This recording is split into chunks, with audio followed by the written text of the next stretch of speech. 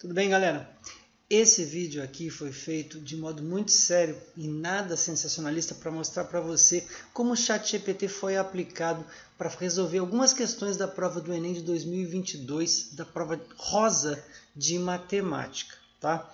Bom, e o que aconteceu? Eu vou mostrar para você o que ele deveria fazer e o que ele fez, o que ele deveria fazer e não fez, e aquilo que eu nunca esperava que ele fosse fazer, de uma forma até meio bizarra, tá? Você vai ver.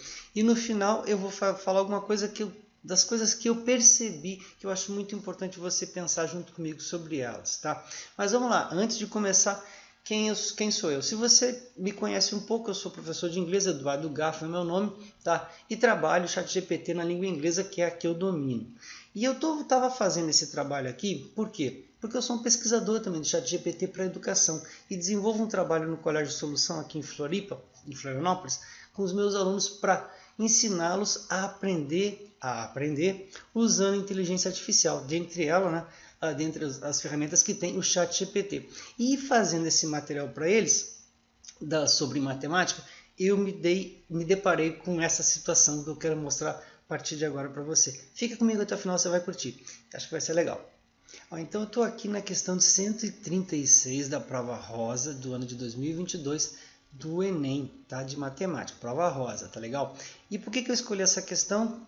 Porque me pareceu fácil, tá? Embora não saiba nada de matemática, eu olhei e achei simples o enunciado, tá?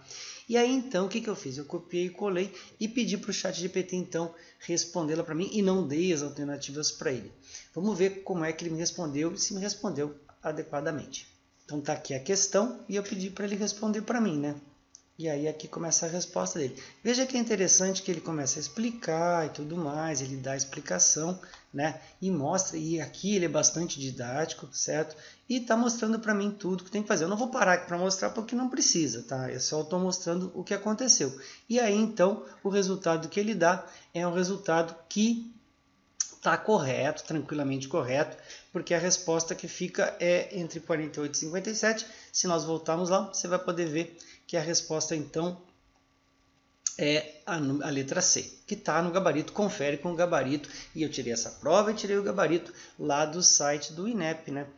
Justamente do site oficial, que é para não ter problema. Inclusive vou deixar os links aqui embaixo para você poder acessar caso você queira ver, acho que é importante, tá? E outra coisa, fica atento comigo aqui, se você é professor de matemática, se conhece bastante de matemática, eu vou precisar de você aqui, da sua ajuda, tá? Vamos passar para outra questão então, para eu te mostrar aquilo que ele deveria fazer. Então agora eu estou na questão 160, tá? E aí fala de uma montadora de automóveis, tudo mais e tal. Lembra, você está percebendo que todos os meus enunciados aqui são de questões, para mim, mais simples, não que eu tivesse parado para respondê-las. Mas aí, então, ele me dá as alternativas 8, 9, 11, 18 e 24, e tudo bem. Eu fui lá então perguntar para ele como ele responderia, qual seria a resposta. Vamos ver o que ele diz. Aí então ele começa, né, para determinar a quantidade, mínimas de cores, ele pega os números de 7 modelos, e aí ele me dá como resposta 56 cores. Então ele explica, portanto, a montadora deve disponibilizar ao mínimo 56 cores diferentes para os seus clientes, tá? Ele faz aqui a multiplicação 7 vezes 2 vezes 4 dá 56, aí eu consigo fazer. Vamos ver se já tinha, vamos só confirmar se tinha essa resposta lá, tá? De novo, né, você está vendo que essa resposta não tinha lá. Aí eu fiquei confuso, mas eu fui então tentar insistir um pouquinho. Eu disse para ele que eu não tinha entendido, pedi para ele me explicar novamente, tá? Então, aí ele foi me explicar. Bastante solícito de novo. Aí ele fez a soma dele e tudo mais, e aí ele chegou aqui numa outra conta que foi número mínimo de cores, 7 vezes 2 vezes 3, tá? Então a resposta deu 42.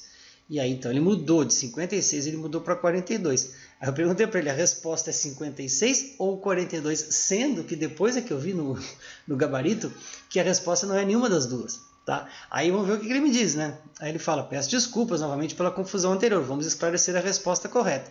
Aí ele então refaz o cálculo, né? E indica para mim que a resposta é de fato 56, tá? Ou seja, eu não entendi nada. E aí então, veja só, ele me trouxe agora, ele pediu desculpas e me trouxe uma outra resposta, sendo que nenhuma das duas que ele trouxe estava, conforme a gente pode ver, no gabarito.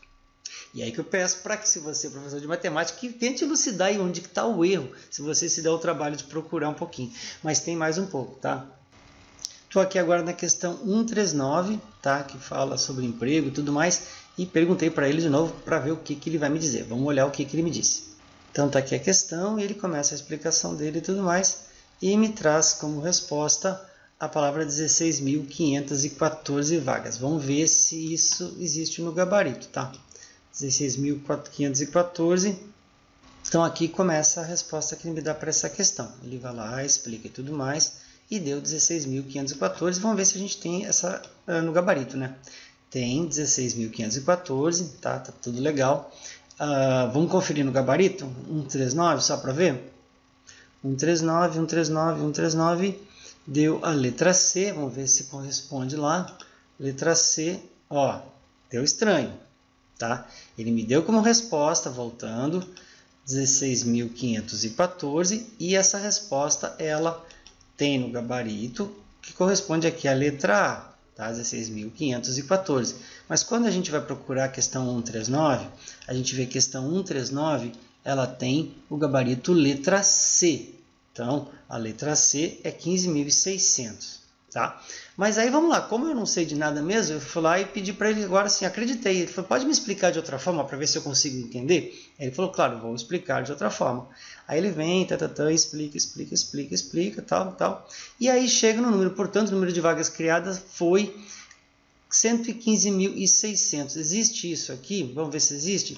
115.600, sim, existe. E essa é a resposta que está de acordo com o gabarito. Então, o que eu quero dizer para você é o seguinte.